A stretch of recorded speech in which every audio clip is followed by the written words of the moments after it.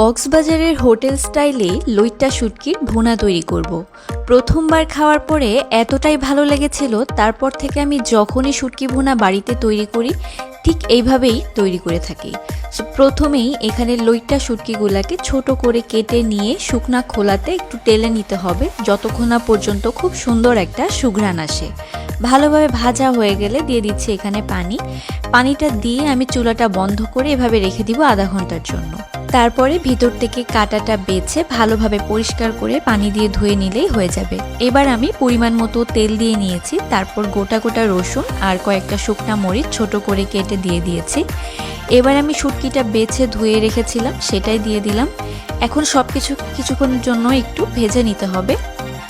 ভাজা হয়ে গেলে যখন সুন্দর একটা রং চলে আসবে উপরের দিকে, তখন আমি তেলটা ঝরিয়ে শুটকিগুলাকে তুলে নিচ্ছি। এবার আমি এই তেলের মধ্যে দিয়ে দিব পেঁয়াজের পরিমাণটা একটুখানি বেশি দিতে হবে। আমি এখানে 3টা বড় সাইজের পেঁয়াজ দিয়েছি। পেঁয়াজটাকে চিকন করে কেটে নিয়ে প্রথমে তেলের মধ্যে কিছুক্ষণের জন্য একটু ভেজে নিতে হবে।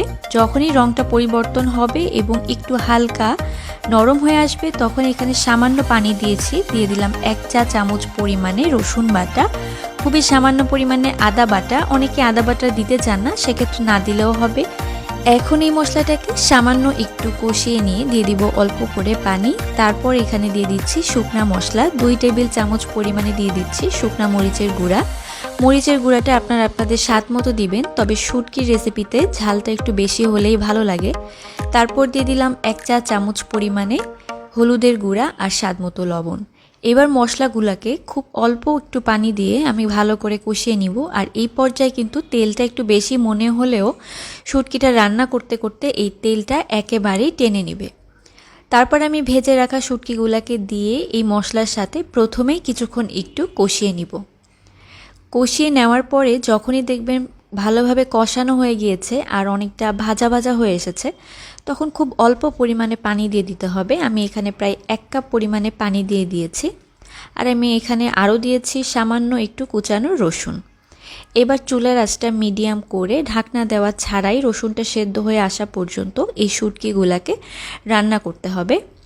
সো দেখতেই পাচ্ছেন পানিটা শুকিয়ে গিয়ে তেলটা উপরের দিকে উঠে এসেছে। এই পর্যায়ে চুলার আঁচটা একেবারে কমিয়ে দিয়ে এটাকে ভাজা ভাজা করে নিতে হবে। অবশ্যই চুলার জালটা লোতে রাখবেন, এতে করে হবে কি সুন্দর একটা ভাজা ভাজা ফ্লেভার চলে আসবে আর অনেক সুন্দর সুঘ্রাণও কিন্তু পাওয়া যাবে।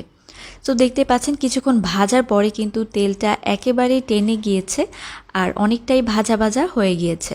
আর এইভাবেই আমি সবসময় লইট্টা শুটকির ভুনাটা বাড়িতে করে থাকি। আপনারা একবার হলেও এভাবে লইট্টা শুটকির ভুনা বাড়িতে করে খেয়ে দেখবেন, আপনাদের অনেক বেশি ভালো লাগবে আশা করি।